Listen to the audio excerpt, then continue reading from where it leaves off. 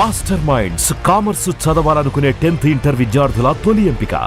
అహ్మదాబాద్లో జరిగిన ఘోర విమాన ప్రమాదం దేశాన్నే కాదు ప్రపంచం మొత్తాన్ని కలిచివేసింది. పైగా విమాన ప్రయాణికుల ప్రాణాలనే కాకుండా మెడికల్ కాలేజ్ స్టూడెంట్స్, వైద్య సిబ్బంది ప్రాణాలను కూడా హరించడం అనేది అందరినీ కూడా కదిలించినటువంటి సంఘటన. అయితే ఈ దుర్ఘటన వెనక కారణం ఏంటి? ఎవరి కుట్రైనా ఉందా లేదా టెక్నికల్ ఫెయిల్యూర్స్ మాత్రమే ఉన్నాయా? ఇప్పటికే బ్లాక్ బాక్స్ని స్వాధీనం చేసుకున్నారు, డీకోడింగ్ పనిలో ఉన్నారనేటువంటి సమాచారం వస్తుంది. మరోవైపు నుంచి చూస్తే అందరి చూపు ఇప్పుడు టర్కీ వైపు ఉంది. కారణం ఏంటంటే ఇక్కడ సర్వీసెస్ అందిస్తున్నటువంటి వివిధ కార్యక్రమాల్లో, ముఖ్యంగా గ్రౌండ్ స్టాఫ్ రిలేటెడ్ యాక్టివిటీస్లో టర్కిష్ సంస్థ ప్రమేయం ఉండడం అనేది చర్చనీయాంశంగా మారుతుంది. ఆల్రెడీ మనం ఆపరేషన్ సింధూర్ సమయంలో టర్కీ చేసిన ఓవర్ యాక్షన్, పాకిస్తాన్ వెంట నడిచినటువంటి విధానం, పాకిస్తాన్కి డ్రోన్లు ఇచ్చి మరీ ఎంకరేజ్ చేసినటువంటి పద్ధతి, వీటన్నిటి నేపథ్యంలో ఎయిర్పోర్ట్స్ అథారిటీ ఆఫ్ ఇండియా టర్కీకి సంబంధించినటువంటి సెలబీ సంస్థ ఉన్న ఒప్పందాన్ని రద్దు చేసుకునేటువంటి ప్రయత్నం చేసింది. దీనిపైన కోర్టులో కేసులు కూడా పడ్డాయి. ఎందుకంటే ఆ సంస్థలో టర్కీ ప్రెసిడెంట్ కుటుంబానికి సంబంధించినటువంటి వారసులు కొందరు భాగస్వాములుగా ఉన్నారు, ఇన్వెస్ట్మెంట్స్ ఉన్నాయనేటువంటి విమర్శలు వచ్చిన నేపథ్యంలో ఈ సెలబీ సంస్థని ఆపేయాలనేటువంటి ఆలోచన చేశారు. Celebi moves Gujarat HC seeking relief against Adani airport over licence termination for ground handling services. Ground handling services అనేది ఇప్పుడు చాలా కీలకమైనటువంటి అంశంగా మారుతుంది. ఎందుకంటే ఈ సెలబీ సంస్థ అదానీ ఎయిర్పోర్ట్ అంటే అహ్మదాబాద్ ఎయిర్పోర్టు అదానీ కంట్రోల్లో ఉంది. హైదరాబాద్ ఎయిర్పోర్టు జిఎంఆర్ గ్రూప్ ఎలా ఆర్గనైజ్ చేస్తుందో అక్కడ అదానీ గ్రూప్ ఆర్గనైజ్ చేస్తున్నటువంటి ఎయిర్పోర్ట్ ఇది. సో అది ఒకటి. రెండవ ఆస్పెక్ట్ అంటే ఇది అప్పుడు జరిగినటువంటి ఆపరేషన్ సింధూర్ నేపథ్యంలో జరిగినటువంటి పరిణామాలు, ఆ విషయంలో వీళ్ళు కోర్టు మెట్లు ఎక్కారు. ఇది నడుస్తూనే ఉంది. ఇది కాకుండా ఇప్పుడు ఇంకొక అంశం కూడా తెరపైకి వచ్చింది. అదేంటంటే ఎయిర్ ఇండియా టర్కిష్ కంపెనీలతో చేసుకున్నటువంటి ఒప్పందాలు తెరపైకి వచ్చాయి. టర్కిష్ టెక్నిక్ అనేటువంటి సంస్థతో ఎయిర్ ఇండియా ఒక ఒప్పందం చేసుకుంది. ఆ ఒప్పందం సంబంధించినటువంటి చర్చ ఇప్పుడు పెద్ద ఎత్తున నడుస్తుంది. ఇది టర్కిష్ టెక్నిక్ అనేటువంటి సంస్థ, ఆ సంస్థతో ఒప్పందం చేసుకుంది. బోయింగ్ విమానాల మెయింటెనెన్స్కి సంబంధించి ఆ ఒప్పందాన్ని కూడా పునఃసమీక్షించేటువంటి పరిస్థితి ఉందని చెప్పని ఒక స్టేట్మెంట్ ఇచ్చింది. Air India to drop Turkish maintenance service cites public sentiment. ఎందుకంటే భారతదేశం వర్సెస్ పాకిస్తాన్ యుద్ధం జరుగుతున్నటువంటి సమయంలో ఇది కంటిన్యూ చేయడం, ఈ ఒప్పందాన్ని కంటిన్యూ చేయడం సరికాదనే ఉద్దేశంతో ఎయిర్ ఇండియా దీన్ని పరిశీలిస్తుంది. సో అదే క్రమంలో Turkish Technic and Air India ఈ అగ్రిమెంట్ జరిగినటువంటి గతంలో చేసుకున్నటువంటి ఒప్పందానికి సంబంధించిన డాక్యుమెంట్స్ మెయింటెనెన్స్ అంటే బోయింగ్ విమానాలు ఎయిర్ ఇండియా దగ్గరే ఎక్కువ ఉన్నాయి. ఎయిర్ ఇండియాని టాటా గ్రూప్ హ్యాండిల్ చేస్తుంది. కాబట్టి బోయింగ్ విమానాల మెయింటెనెన్స్ కోసం ఈ సంస్థ ఒప్పందం చేసుకుంది గతంలో. ఇది ఒప్పంద సమయంలో వచ్చినటువంటి news coverage.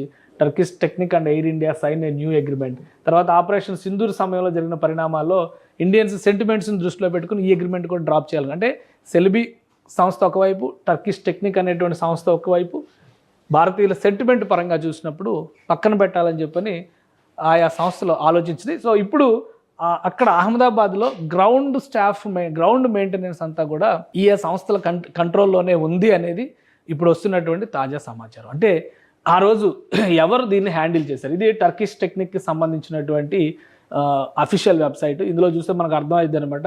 News centre of aviation Istanbul ఇక్కడ ఏవియేషన్ రంగంలో మాత్రం చాలా టెక్నిక్స్ని చాలా రకంగా ఇది ప్రోగ్రెసివ్ దీనిగా మారింది ఈ కంపెనీ. అందుకనే సర్వీసెస్ ప్రపంచ దేశాలన్నిటి కూడా ఇది సర్వీసెస్ ఇస్తుంది. ఇచ్చేటువంటి సర్వీసెస్ చూస్తే కనుక చూడండి, కాంపోనెంట్ పూలింగ్ సర్వీసెస్, అలానే maintenance services, landing gear services, air craft maintenance services, ఇవన్నీ కూడా different engine maintenance, business jet maintenance.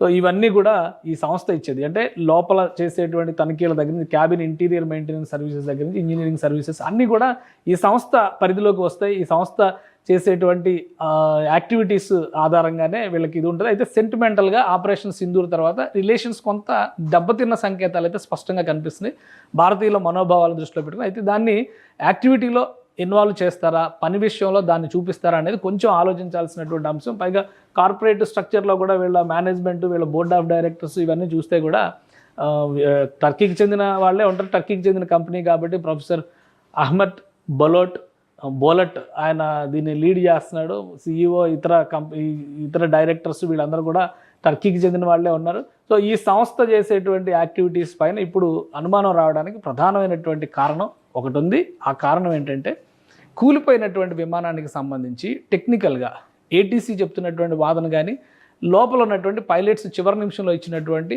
సంకేతాలు బట్టి చూస్తే కనుక టెక్నికల్గా పర్ఫెక్ట్గా కనిపించింది, కానీ ఫ్యూయల్ ట్యాంక్ జామ్ అవడం వల్లనే ఈ సమస్య వచ్చింది అనేటువంటి అనుమానం ఉంది. బ్లాక్ బాక్స్ డీకోడింగ్ తర్వాత ఏం జరిగింది అనేది ఇంకా క్లారిటీ రావచ్చు. కానీ ఇప్పుడు ఉన్నటువంటి కొంతమంది ఏవియేషన్ ఎక్స్పర్ట్స్ చెప్తున్నటువంటి మాట ప్రకారం ఇంజిన్కి వెళ్ళేటువంటి ఫ్యూయల్ ట్యాంక్ని క్లోజ్ చేయడం వల్ల, కట్టేయడం వల్ల, ఆఫ్ చేయడం వలన ఫ్యూయల్ సరఫరా ఆగిపోవడం అనేది జరుగుతుంది.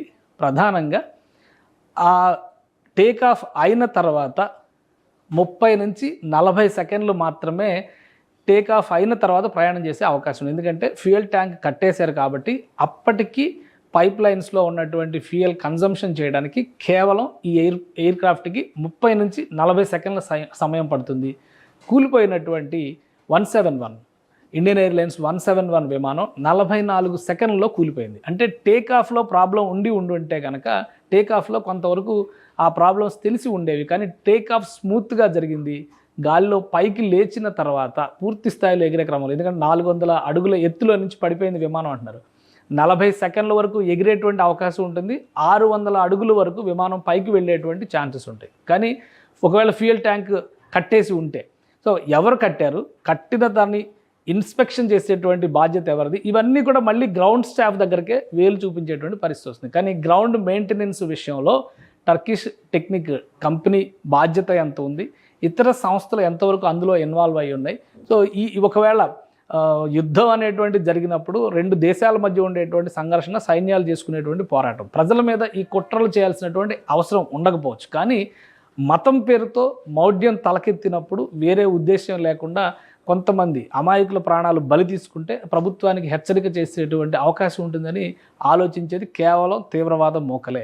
కాబట్టి అటువంటి వారి ఇన్ఫ్లుయెన్స్ ఏమైనా దీని వెనక ఉందా అనేటువంటి అనుమానం వస్తుంది. ఈ ఆరోపణలు అయితే టర్కిష్ టెక్నిక్ కంపెనీ ఖండించింది. ఎందుకంటే ఈ సంస్థ ఏం చెప్తుందంటే ఇది కేవలం ఆరోపణ మాత్రమే, మా చేతుల్లో ఏమీ లేదు చెప్తుంది. Indian media falsely accuse Turkish Technic of Air India Boeing 787 aircraft crash అనే దానికి మాకే బాధ్యత లేదు అని చెప్పని ఆ సంస్థ చెబుతుంది. కానీ అనుమానాలు ఏంటంటే గ్రౌండ్ స్టాఫ్ హ్యాండిలింగ్ మొత్తం కూడా ఈ కంపెనీ చేతిలో ఉన్నాయి. కాబట్టి ఒకవేళ ఈ కంపెనీలోని వ్యక్తుల్ని ఎవరైనా మేనేజ్ చేస్తే ఫ్యూయల్ ట్యాంక్ కట్టేయడం వలన ఫ్యూయల్ సప్లై ఆగిపోయింది. ఎందుకంటే 2 ఇంజిన్ పనిచేయకపోతే రెండో ఇంజిన్ ఆన్ అయ్యేటువంటి అవకాశం ఉంటుంది. ఇక్కడ ఇంజిన్ ఆన్ కాదు, అసలు ఇంజిన్కి కావలసినటువంటి ఫ్యూయల్ సప్లై కాలేదు. సో అదే ప్రధాన సమస్య అని చెప్పని ఏవియేషన్ ఎక్స్పర్ట్స్ అంటున్నారు. ఏదైనా కానీ బ్లాక్ బాక్స్ డీకోడింగ్ తర్వాత మరిన్ని వివరాలు చాలా స్పష్టంగా తెలుస్తాయి. ఇప్పుడు అన్ని వేళ్ళు మాత్రం టర్కిష్ కంపెనీల వైపు చూపిస్తున్నాయి.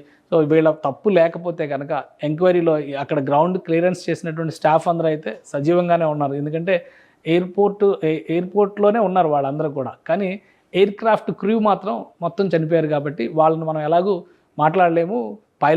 పైలట్ ఫైనల్గా ఏమేమి డాక్యుమెంట్స్ మీద సైన్ చేశాడు, ఆయన వెరిఫై చేసుకున్నా లేదా, ఫ్యూయల్ ట్యాంక్ యాక్సెసిబిలిటీ పైలట్కి ఉంటుందా లేదా అనేది కూడా ఒక డౌట్ ఉంది. పైలట్ ఓన్లీ కాక్పిట్లో పొజిషన్స్ మాత్రమే పర్యవేక్షిస్తారని చెప్పని కొందరు చెప్తున్నారు.